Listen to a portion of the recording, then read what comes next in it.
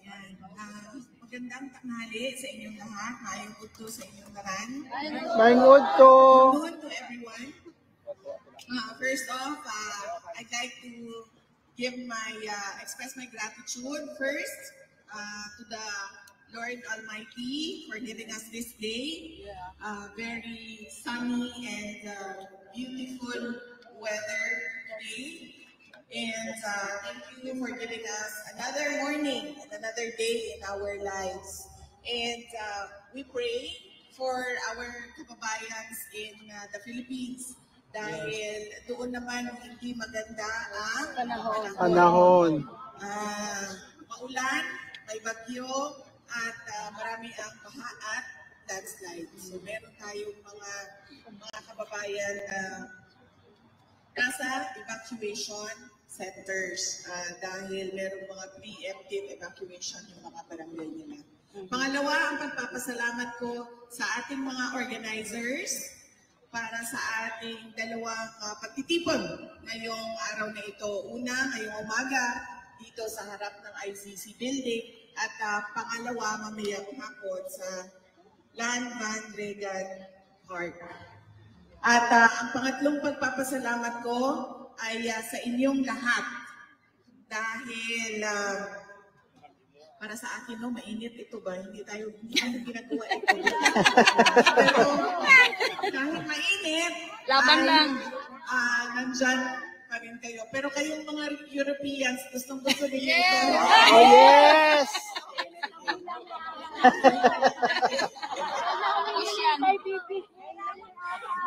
Doon sa Pilipinas, diba tago tayo ng tago sa init? Oo. Bakit kayo dito?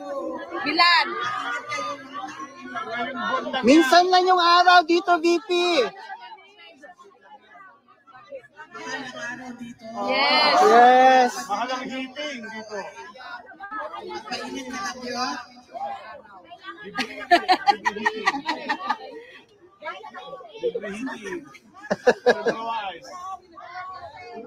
Gusto ng mga Afam Brown. Yes!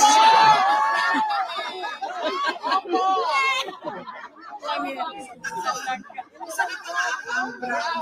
Gusto natin Afam.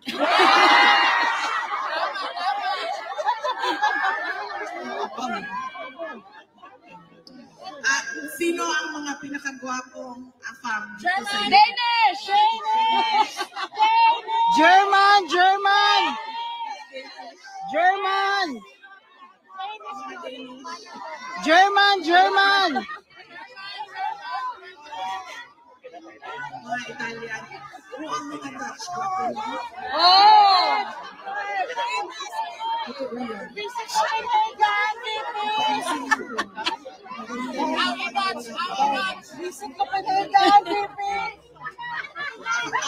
Afam na Pilipino.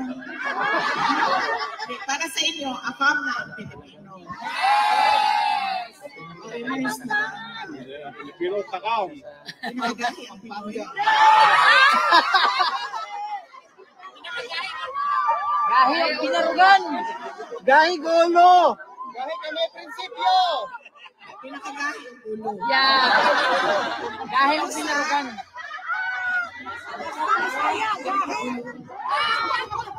Gahi po na mga Bisaya! Gahi o Pila! Pinakagahi ang ulo ang Pilipino o ang Pilipina.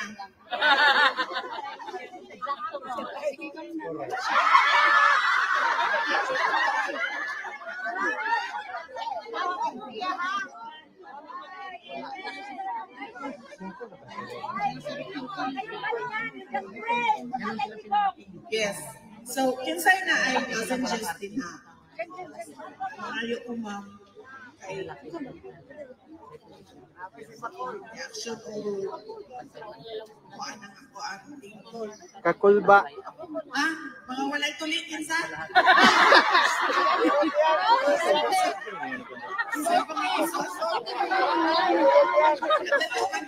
Kasi ka nang atong oras mo. Ibigay mo alas 2.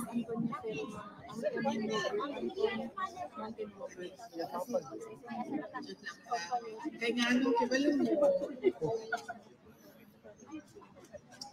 We love you, VP. Umay man ko mawala sa Pilipinas. Kung nag-ingon ako ang bana, nauban nun daw ang mga bata na walay klase para dili tugay malayo daw sa ako. Isuroy na ko sila dito sa Replace, believe it or not. Unya dito sa Replace na ay pakusga na yung syagit. Akong anak, ningon siya sa kuwama, sulayan ka na kung kinsay mas kusog sa ato ang duha mo syagit. So may apel humin. Pagkaman ato siya, i-sore throat na, nagkalinturan na kagahapon, niya ako, na-reaction na og, nawala ang ako ang tingog.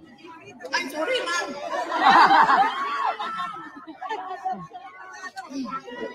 Sorry, sandali. So, sumali kami doon sa, palakasan ng sigaw. Tapos noon, yung anak ko, nag-sore throat na kahapon, nag-sore throat na siya. Nilagnat na, tapos ako na, nawala na yung boses ko. Okay. Tapos ng mga pasalamat ko sa inyong lahat na kahit mainit ay nandyan pa rin kayo at sa inyong oras, walang ni isa dito ang binayaran para pumunta dito. Yes! Wala! Kaya nga, malaki yung pagpapasalamat namin dahil kahit kailangan yung gumastos, ay nandito pa rin kayo.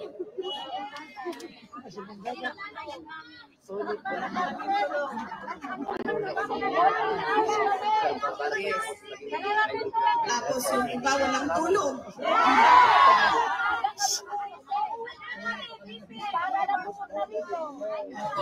Walang tulong. Tapos yung iba nagpalit ng day off. Nag-call in sick. Nag-absent! Nag-absent! Pwede pala yun? Pwede! Pwede! Picture. Bawal video picture. Bawal itan. Pero nandito pa rin kayo. Bakit? Bakit nandito tayong lahat? Para kay Tatay Digong. Para sa bayan. Para sa isang Pilipino na pilitang kinuha doon sa Tama. Hinila, tinulak, akyat ng eroplano at dinala dito sa The Hague para ikulong. Wala kang mahahanap na bansa sa buong mundo na ibinibigay ang kanilang kababayan sa mga Banyaga. Kakahiya man na nakikita ng buong mundo, pero ganon ang nangyari sa dati nating Pangulo Rodrigo Duterte. Saan ba nagsimula ito lahat? Kaya ako nakiusap pa ulit-ulit sa ating mga organizers dito sa The Hague, sa ating mga kasama. Gusto ko sana magsalita sa harap ng ICC kasi gusto ko marinig ng ICC kung anong ginawa nila at ano yung pride na pinagpipilitan nila na hawakan at ikulong ang dating Pangulong Duterte. Una, nagsimula ito saan? Sa reklamo ni Trililing. Trililing. At bakit siya tinawag na Trililing? Kasi nga, Kulang-kulang. ay sayan. Oh. At nagsasalita siya, nakikita mo talaga, naririnig mo. Meron talaga, Salteg. ay kulang ng tornilyo. Saan niya binase yung kanyang paghain ng reklamo? Doon kay Las Cañas at kay Bato-bato. Bato-Bato. Na lumabas doon sa investigation, si Las Cañas ay merong kaso perjury o pagsisinungaling under oath. At paano mo ba nasabing na isa pang sinungaling si Las Cañas? Noong iimbestiga sila at nagsasalita si Las Cañas, hindi niya kailanman nabanggit ang pangalan ko na kasama o may alam o kaparte ng DDS. Pero, kung maalala niyo, noong 2022, nanalo akong vice presidente. Anong sabi ni Las Cañas? Kasali na yan si Inday Sara Duterte sa DDS. Sabi niya, mas matindi pa yan kay dating Pangulong Rodrigo Duterte. So nakikita ninyo na ayaw nila na merong Duterte na umuupo bilang presidente o bilang vice presidente. Kasi takbo. Yan yung witness ni Trillanes. Takot sila gusto yung katarantaduhan nila. Meron ba? Nakikita natin yan. Ngayon, nakikita natin ang mga ginagawa nila.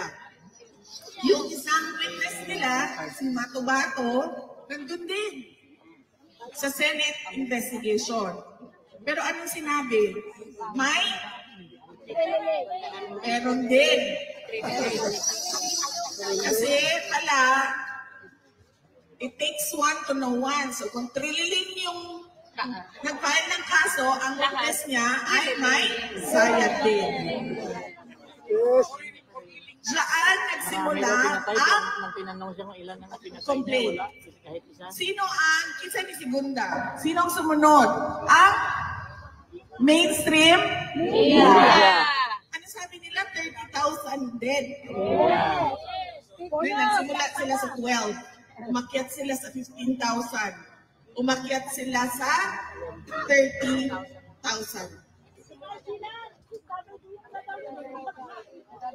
Lahat ng mga namatay, DDS. Pero kung hingiin mo sa kanila ang listahan, walang listahan na 30,000. At anong lumabas sa charges nila? 43 counts of murder. Kaduda-duda pa yung ibang sinasabing biktima. Dahil hindi masabi kung totoo nga na sila ay biktima ng EJK. Alam ng ICC na ganyan ang estado ng kaso. Pero pinilit pa rin nilang kunin si dating Pangulong Rodrigo Duterte. Hindi na nila makuha yun eh. Pero ano nangyari? Binigay siya ng administrasyon ni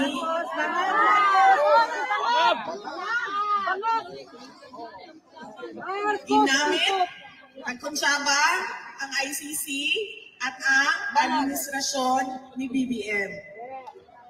Gamitan tayo dito. Kailangan nyo ng kaso, kailangan namin palayasin yan dito kasi talong-talo na kami sa politika. Yes. Totoo. So naggamitan sila. Ngayon,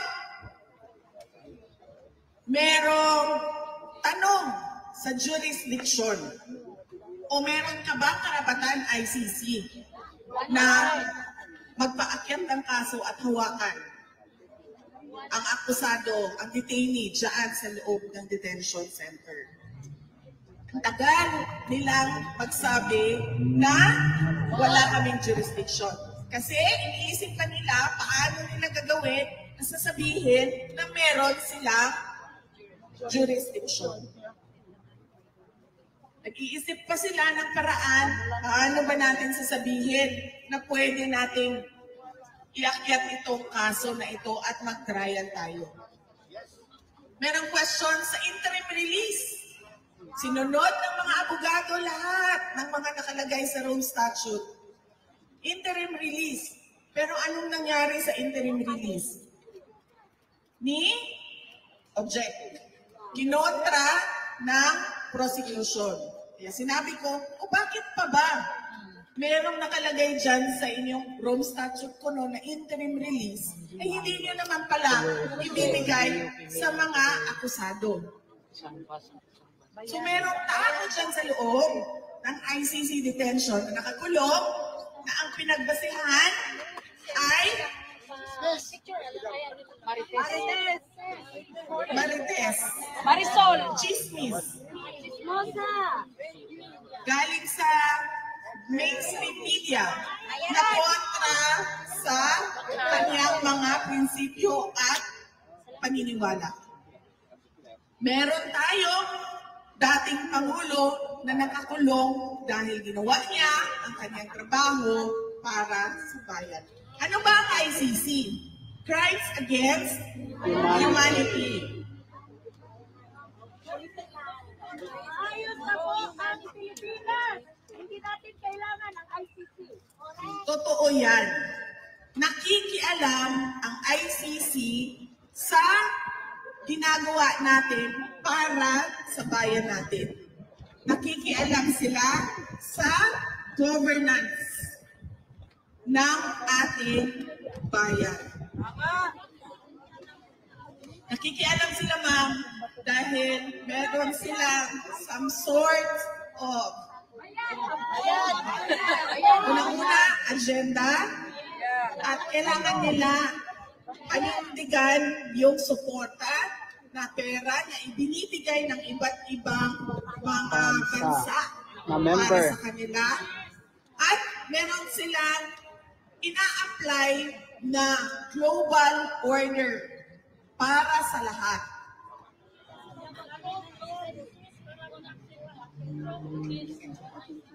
Pwede ba yun? Nakikialam sila sa pagpapatakbo o sa gusto ng mga sariling Pilipino para sa kanilang bayan o sa Pilipinas. Pwede ba yun?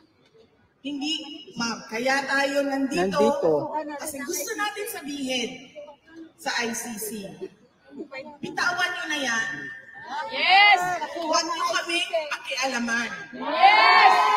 Dahil bansa namin ito, kung ano yung gusto naming mangyari, kami lang mga Pilipino ang magdidesisyon. Yes!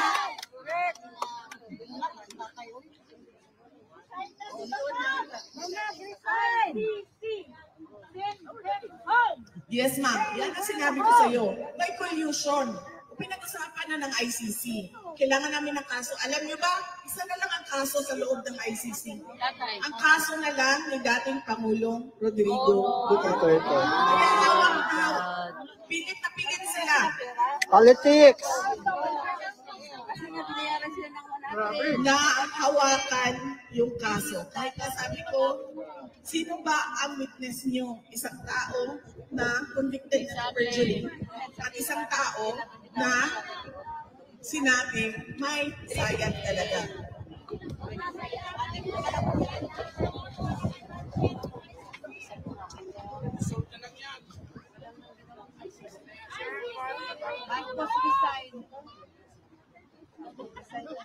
Yes!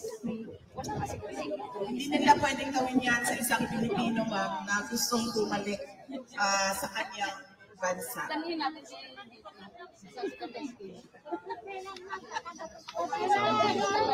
Sa Davao City, ma'am, tatanggapin namin. Yes! Sa Mindanao!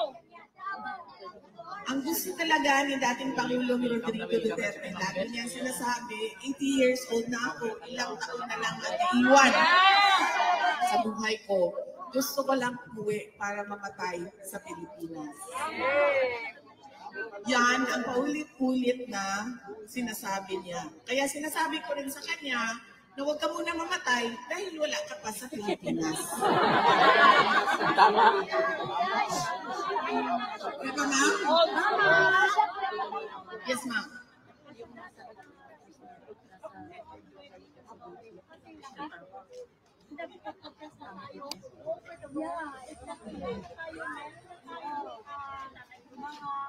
Ay, puisi. Parang hindi tayo tayo pinakikinggan ng mundo. Ano ang dapat namin gawin? Bitayin si Bangag. As a Dutch citizen, ma'am, pwede ka sumulat sa Dutch government. Bakit kayo may participation sa pagkuha ng aming dating Pangulo? Pinapasok ninyo dito sa inyong bansa, nakita ng lahat ng buong mundo na tinulak siya sa eroplano. Pero pinapasok ninyo dito sa inyong bansa kahit walang passport. Yes! Bawal na. Kami nga, bawal na makikunin. Hindi pwedeng gawin yan. Pero lahat sila tahimik. Pag ikaw na ang presidente, VP, Now na!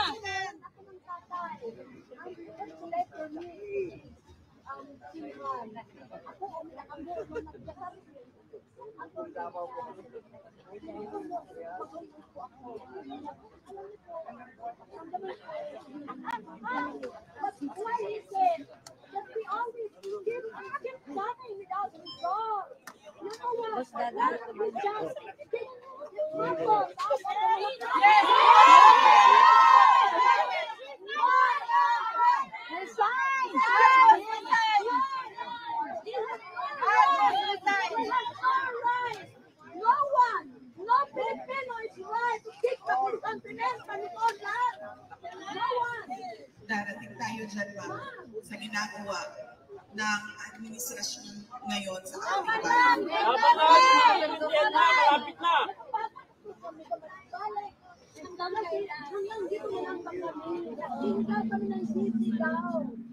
bawal mapagod. Huwag kang mag-frustrate. Nagsisigawan na. Hindi lang kami hanggang dyan lang po. Alam niyo po, bakit kayo nakulong? Alam mo po, so this is pain for us. Pain for all of us. It must be illegal. There must be a pressure to the President Marcos, please.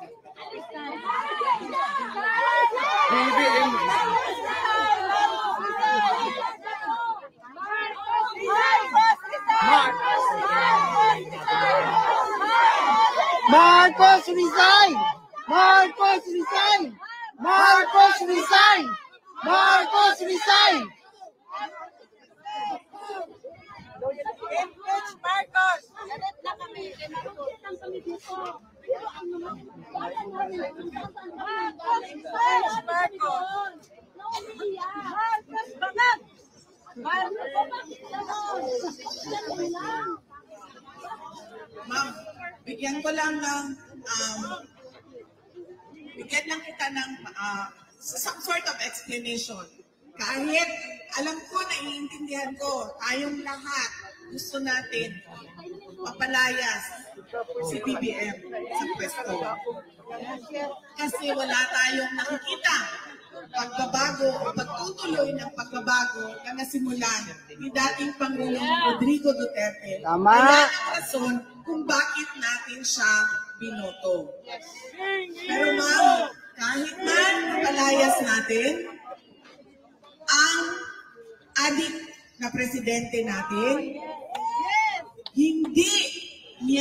hindi natin mapapabalik si dating Pangulong Rodrigo Duterte. So, dalawang bagay po yun, ma'am. Kailangan natin papadismiss ang kaso ni Pangulong Duterte at mapabalik siya sa Pilipinas. At iba po yung bagay na meron tayong galit at meron tayong kagustuhan na palayasin o patalsikin ang ating presidente ngayon. Kaya po nauna ang aking sinasabi kanina about sa ICC at sa kaso ni President Duterte dahil gusto ko marinig ng ICC mula sa atin kung ano yung ginagawa nila sa kababayan natin. Kinuha nila, binigay siya ni BBM sa ICC. Pero hindi makukuha pabalik ni BBM si dating Pangulong Rodrigo Duterte. BP, kung ikaw na ang presidente, mapauwi na. Bakit? Kasi pumasok na siya sa Sa ICC. kulungan. Under custody na siya sa ICC. Kasi sinurrender siya ng Pilipinas. Pero mali yung pagkuha, di ba? Yes, ma'am. Yan din ang sinasabi natin, ma'am. Bakit? We have to respect. Tulad ng sinabi ko, nagtanong si ma'am, ano bang magagawa namin? Tanungin niyo ang Dutch government. Bakit kayo sumali sa pag-kidnap? Bakit kayo sumali sa extraordinary rendition kay dating Pangulong Duterte? At ganun din ang ICC. Punuin ba na sila? Sabi nila, sila ay para sa human rights, sila ay para sa democracy, liberty, freedom. Pero, nakita natin, di ba? Ano ginawa nila? Tinanggap nila with open arms ang taong kinidnap sa sariling bayan. Para magkapera sila.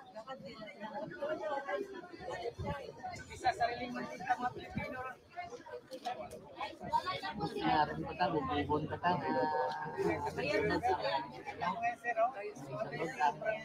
Yes, ma'am.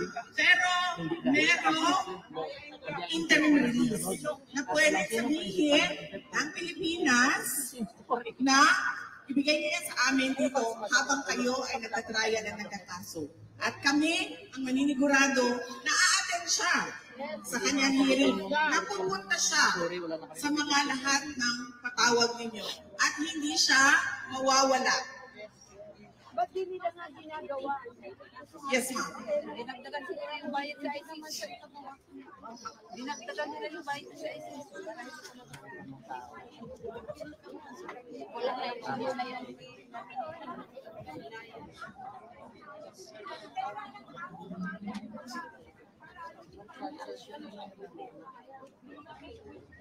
Hello po, sawi po sa inyo lahat. Yes, ma'am. Kasi gusto nila tumulong o mag-cooperate. Bakit? Ang tanong ko ay, bakit ginagastusan ng gobyerno ng Pilipinas ang mga peking witnesses dito sa kaso sa ICC? Kasi, ma'am, gusto nilang mag-cooperate. Gusto nilang mag-cooperate sa ICC case.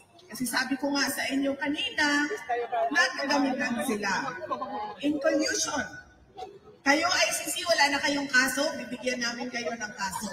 Ito, kalaban namin sa politika, na natatalo kami sa politika, ibibigay namin sa inyo. At sa inyo na yan, ikulong nyo na yan para hindi na siya makabalik sa bansa.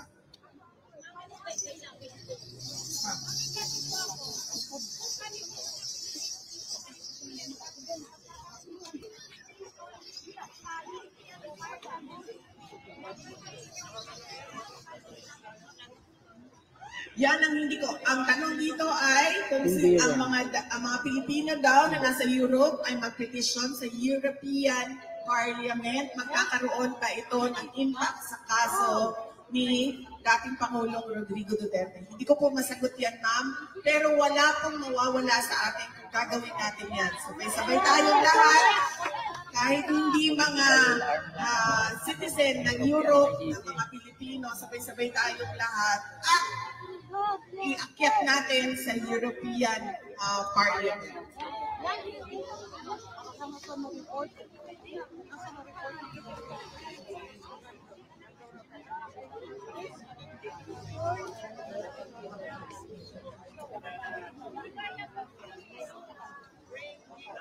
Magandang hindi ko pala sa spelling blank yung shout out po sa mga na-SDS natin. Magandang po sa inyo yung interaction mula sa mga ating mga kababayan. European leaders kasi Gagawin natin yan, ma'am. Meron naman kasama dito na nag-iisa kung ano yung mga suggestions ninyo. Ang gagawin natin yan. Yes, sir. Makamawit yan. Wala akong dalang ano eh. Nakuha na ko siya dito sa isa. Pang-upload. Yeah. Thank you. tanong ay, ano na naman itong issue na mga missing sabongeros na gustong ikapit sa war on drugs ng dating Pangulong Rodrigo Duterte. Isa po yan sa mga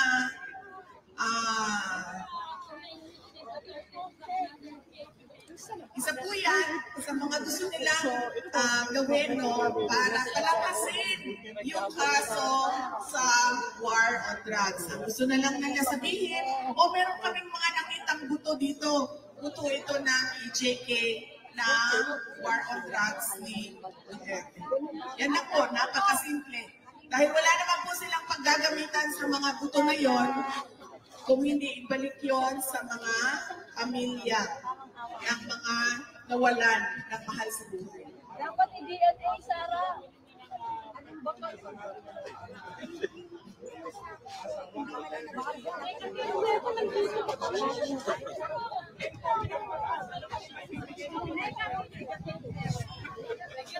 Hindi na po ako ang magbibigay, sir, ng rating dahil yung mga katabi mo po, sir, ay nakalakas na po yung boses.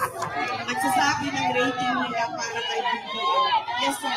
Ma'am, ano po ang inyong masasabi? Marami po ba ng mga, ano po yung masasabi? Marami po ang Pilipino ang naniniwala na yung pagdating ni Tatay Digong ay ginawa butas sa nangyari doon sa LCMR Day. Yan din ang sinabi ko nung unang-una pa lang. Sinabi nila fake news daw ako dahil hindi daw totoo yun. Totoo yun. Dahil ang nagkwento sa akin, nandoon mismo. At nangyari yun, March 9, binilisan nila ng binilisan, March 11, kinuha nila si dating Pangulong Rodrigo Duterte. Napapansin nyo, gawa natin ang timeline, makikita nyo, kada merong palpak, pobre na kabalbalan na ginawa nila, tulad ng pag-question ni dating Pangulong Rodrigo Duterte sa blanco sa budget ng 2025 ay binilisan na nila ang paghuli kay dating Pangulong Rodrigo Duterte. Ganyan ang ginagawa nila. At nakikita natin lahat yun. Tayong mga mamamayan, nakikita natin, maliban na lang sa kanila at sa kanilang mga kampe ng mainstream media. Dahil walang nagsasalita doon sa Pilipinas. Sarah, dapat Yes, ma'am.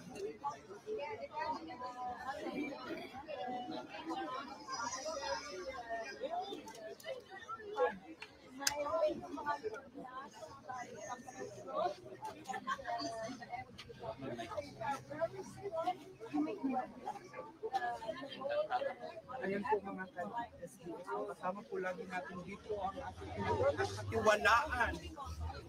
SMNI, araw-araw po sila nandito po. Yes, ma'am. Maraming nagsasabi na actually leader si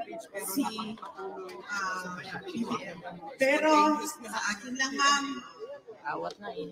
at ito, opinion ko lang, dahil marami talaga ang nagsasabi na weak leader siya. Hindi siya weak leader, ma'am. Nagkukunwari lang siya mabait. Yes, yes. Nagkukunwari siya ng mabait. Gusto niya ipakita sa lahat ng mga tao na mabait ako. Pero dahil presidente ka, magagaling pa rin sa iyo ang utos. Dahil lahat yan, ma'am, alam ko na yan. Alam ko ang trabaho sa gobyerno. Lahat yan magtatanong. May approval ba ito ni Inday Sara? Hindi gagalaw yan. Kung walang approval yan ng ulo. Kaya, hindi siya weak leader para sa akin. At basa ko sa kanya, gusto niya ipakita na mabait siya na Marcos. Hindi siya tulad noong kanyang tatay. Hindi siya yung Marcos na diktador. Ang kanya ay low-key, ang kanyang gustong i-project sa ating lahat. Kung nakikita nyo, lagi niya sinasabi, wala naman akong problema kay Inday Sara. Pwede naman naming pag-usapan yan. Pero, noong nag-uusap pa kami, ano ba ang ano niya? Ano ba yung sinabi niya sa akin? Wala. Nagtanong siya sa akin. Ano ba ang mga projects? Sinabi ko sa kanya, may nangyari ba? Wala. Tapos na itong administrasyon na ito. Midterm na sila. 3 taon na ang lumipas, pero wala pa rin tayong nakita. Kulang na ang 3 taon para sila ay gumawa na big-ticket projects o malalaking development projects para sa ikauunlad ng bansa. Dahil gaano ba katagal gumawa ng project? 9 years. 6 years lang ang termino ng presidente. Kaya pinakailangan ang continuity. Dahil kailangan mo isunod, ituloy yung ginawa noong nauna o nakaraang presidente. At yun ang sinabi na sa atin lahat. Yes. Sabi niya, continuity at unity. Godon! Pero dahil low-key, kunwaring mabait ako na tao, ganon ang kanyang pinapakita sa atin lahat.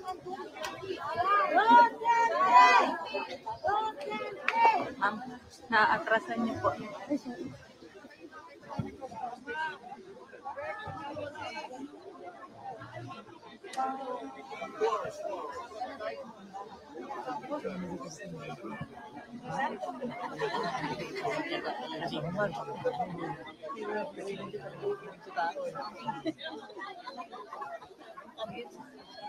Ay, sorry, sis, nakabulong ko ba?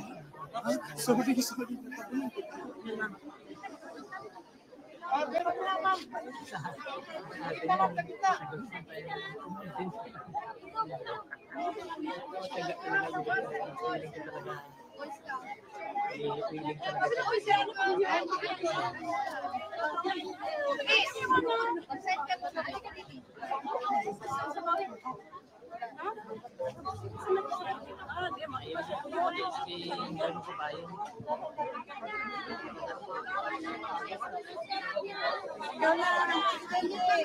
Ang tanong dito ay bakit hindi masabi ni Senator Amy Marcos na ang kapatid niya, si President Marcos, ang nagpadala kay Pangulong Duterte dito sa Lihig. Hindi ko po masagot yan, ma'am, dahil hindi ko po alam kung anong iniisip niya at ano ang paninindigan niya sa pamilya at para sa kapatid niya. Dahil hindi namin pinag-uusapan ang kapatid niya dahil alam niya galit ako. Kaya hindi namin pinag-uusapan si Pangulong Bongbong Marcos.